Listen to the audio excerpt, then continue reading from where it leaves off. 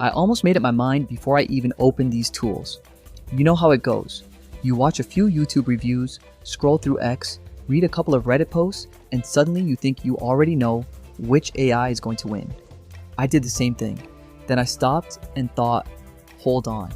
If I actually had a client waiting for a video today, would I still make the same choice? That question completely changed this comparison. Here's something I've noticed lately. We spend way too much time comparing AI and not enough time thinking about what we're actually trying to create. If you're making YouTube videos, product ads, client work, or social media content, your audience doesn't care which AI generated the video. They care if the first 3 seconds grab their attention. They care if the story makes sense. Everything else is just creators arguing with other creators. Supercool AI immediately felt like a tool built for momentum. I'd have an idea, type a prompt, see a result, change a few words, and keep going. It never felt like I had to stop and fight the software. And honestly, that's a bigger advantage than people realize.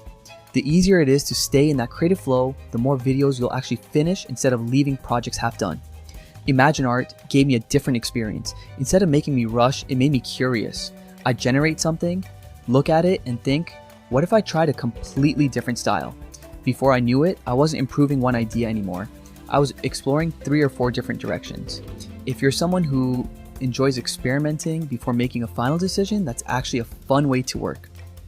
Then I caught myself asking the wrong question again. I kept wondering which AI creates better videos. But the question I should have asked was, which AI helps me create better content? Those aren't the same thing.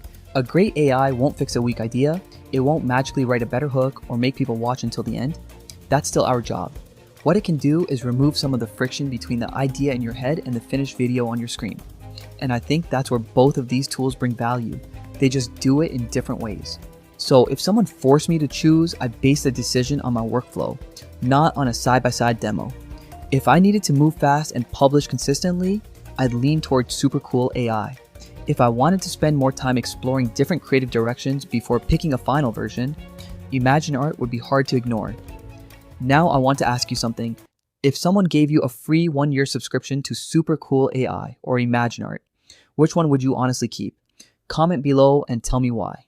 I'm genuinely curious because I have a feeling there isn't one right answer. It all depends on the kind of creator you are, Jay.